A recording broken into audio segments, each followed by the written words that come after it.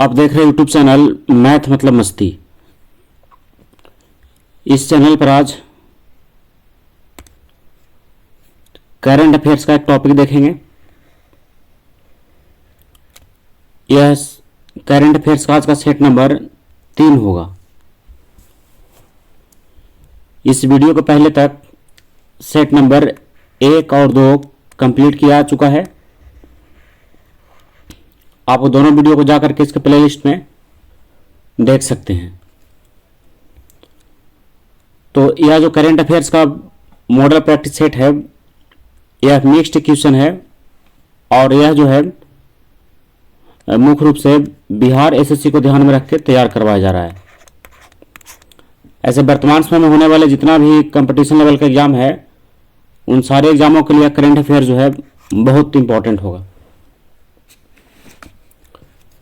तो आप किसी भी कंपटीशन लेवल की तैयारी कर रहे होंगे तो आपके लिए इंपॉर्टेंट जो है करंट अफेयर्स स्थान रखता है, इसलिए आप करंट अफेयर्स को इसमें कंप्लीट कर सकते हैं। तो चलिए शुरू करते हैं।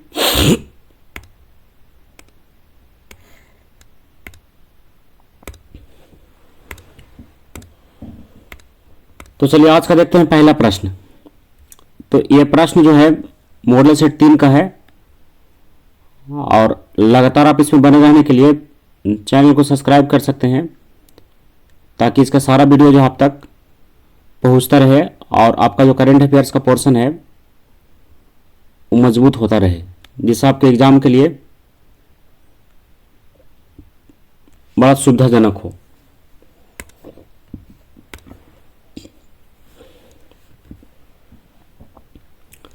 देखिए पहला प्रश्न है, कोवैक्सीन निम्नलिखित में से किस प्रकार की वैक्सीन है? कौन वैक्सीन? कोवैक्सीन। तो कोवैक्सीन जो कह रहा है कि निम्नलिखित में से किस प्रकार की वैक्सीन है, तो यह कैसा वैक्सीन है? Inactivated pathogen based. कैसा वैक्सीन है ये? इनएक्टिवेटेड पैथोगेन बेस्ड एक वैक्सीन है। इस वैक्सीन का निर्माण जो है भारत के बायोटेक और आईसीएमआर द्वारा किया गया है। आपको पता होगा कि कोवैक्सीन जो कोरोना का टीका है, यही है ये कोवैक्सीन। और 17 जुलाई 2022 को भारत ने 200 करोड़ टीकाकरण का अभियान पूरा किया, ये भी आप याद रखिएगा। और भारत ने अपना टीकाकरण अभियान जो है 16 जनवरी 2021 से शुरुआत किया था। कब से? 16 जनवरी 2021 से।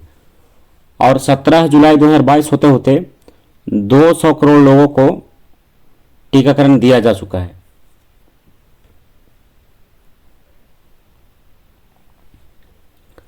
जिसमें फर्स्ट डोज सेकंड डोज आपको पता होगा दिया गया है।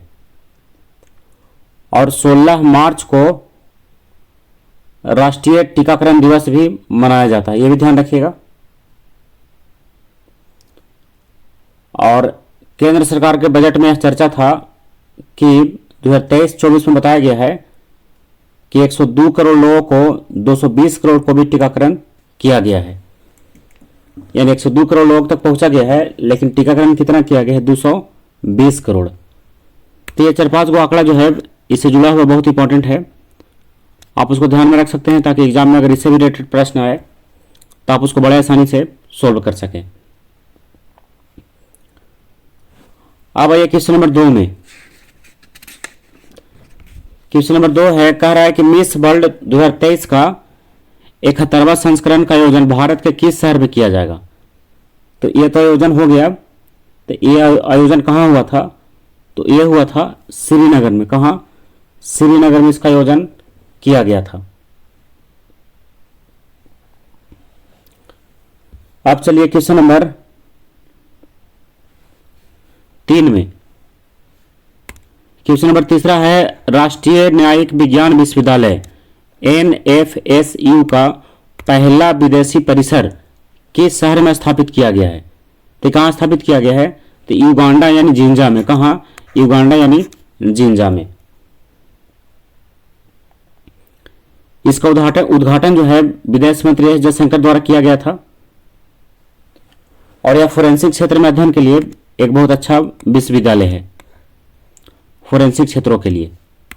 अब क्वेश्चन नंबर 5 में आइए, 4 में, हाल ही में भारत के किस शहर में अंडर वाटर मेट्रो रेल का संचालन शुरू किया गया है?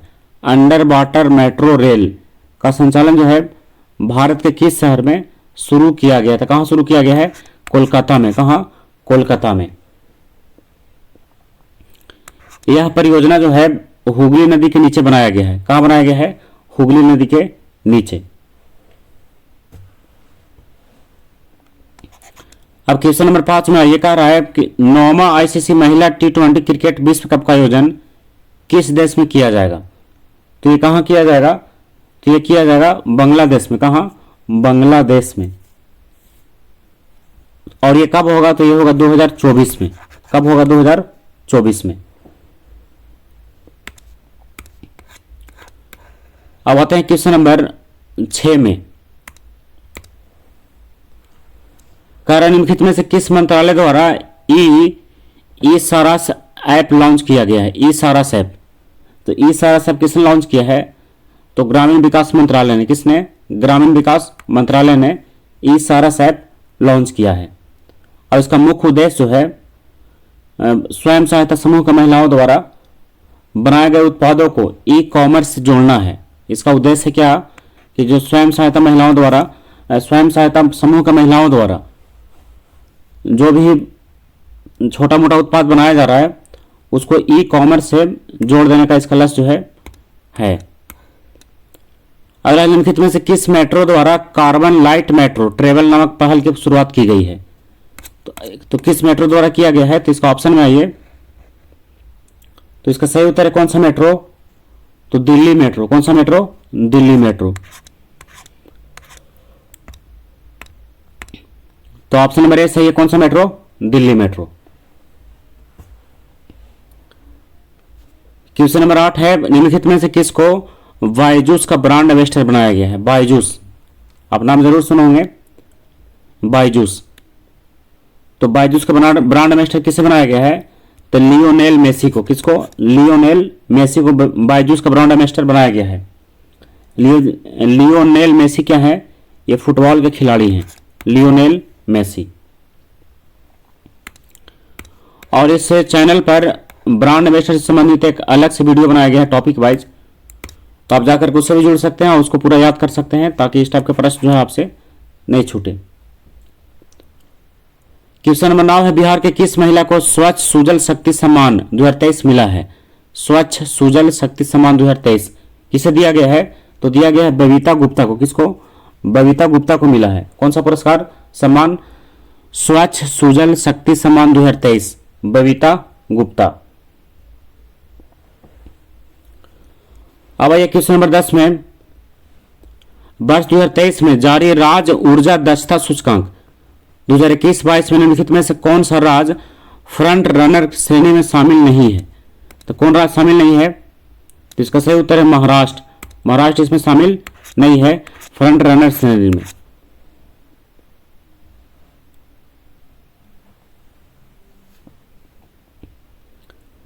अब आइए क्वेश्चन नंबर 11 में, कह रहा है केंद्रीय बजट 2023-24 के अनुसार 9 से 12 लाख रुपया वार्षिक आय पर कितना प्रतिशत व्यक्ति आय कर सुनिश्चित किया गया है? यानी व्यक्ति का आमदनी अगर 9 से 12 लाख है वार्षिक, तो इस पर कितना आय कर लगाया गया है? तो कितना लगाया गया है? 15%। कितना लगाया गया है? 15%। तो इसके लिए एक डाटा है, आप उस डाटा को थोड़ा गौर कीजिए। अगर आमदनी जो है 0 से 3 लाख हो, कितना? 0 से 3 लाख वार्षिक है सब, तो इसके लिए कोई टैक्स नहीं है। आमदनी अगर हो 3 से 6 लाख तो इसके लिए टैक्स है 5%। कितना परसेंट? 5%। आमदनी हो अगर 6 से 9 लाख तो इसके लिए टैक्स है 10%। आमदनी हो अगर 9 से 12 लाख तो इसके लिए टैक्स है 15%। वही क्वेश्चन में आ रहा था, 9 से 12 के लिए 15%। उसके बाद है 12 से 15 लाख तो इसके लिए 20%। देखिए लगातार 5-5% का वृद्धि आपको दिख रहा होगा। फिर उसके बाद है 15 लाख या इससे ऊपर, तो उस सब पर कितना? 30%। देखिए ये क्या है, आय कर लगाया गया है वार्षिक आमदनी पर। तो आप अगर इसमें एक को भी ध्यान रखते हैं तो अगला बड़े आसानी से निकाल सकते हैं। जैसे आप ध्यान रखिए 0 से 3 पर कोई टैक्स नहीं। चलिए एक और आते हैं। अब इसको 3 से लगातार देख रहे हैं, 3 3 का गैप इसमें चल रहा है। 6 से 9, 9 से 12, 12 से 15। तो 3 से 6 में 5%, 6 से 9 में 10%, 9 से 12 में 15%, और 12 से 15 में 20%, और 15 से ऊपर में 30%। तो क्या है, लाख है ये आमदनी, लाख का सब है और वार्षिक का है। अब क्वेश्चन नंबर 12 में आइए, कह रहा है पावर फाइनेंस कॉर्पोरेशन लिमिटेड की पहली महिला अध्यक्ष और प्रबंधक निदेशक कौन बनी है? तो कौन बनी है? तो बनी है ये परमिंदर चोपड़ा। कौन बनी है? परमिंदर चोपड़ा। तो पावर फाइनेंस कॉर्पोरेशन लिमिटेड की पहली महिला अध्यक्ष और प्रबंधक निदेशक किसे बनाया गया है? परमिंदर चोपड़ा को। अब क्वेश्चन नंबर 13 में आइए, वर्ष 2022 में विश्व एड्स दिवस का थीम क्या रखा गया है? 2022 की बात कर रहा है कि वर्ष 2022 में जो विश्व एड्स दिवस मनाया जाएगा उसका थीम क्या है? तो उसका थीम क्या है? इक्वलाइज। क्या उसका थीम है? इक्वलाइज।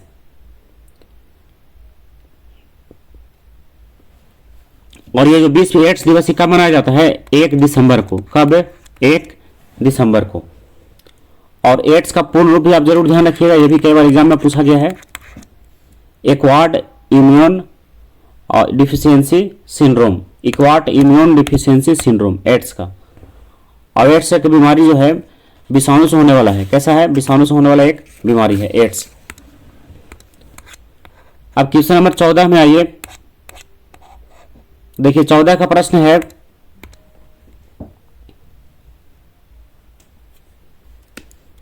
महिला विश्व मुक्केबाजी चैंपियनशिप 2023 में भारत ने कितना स्वर्ण पदक जीता है? किसमें? विश्व मुक्केबाजी चैंपियनशिप महिला का 2023 में जो हुआ था, तो इसमें भारत ने 4 स्वर्ण पदक जीता है। कितना स्वर्ण पदक? 4 स्वर्ण पदक जीता है।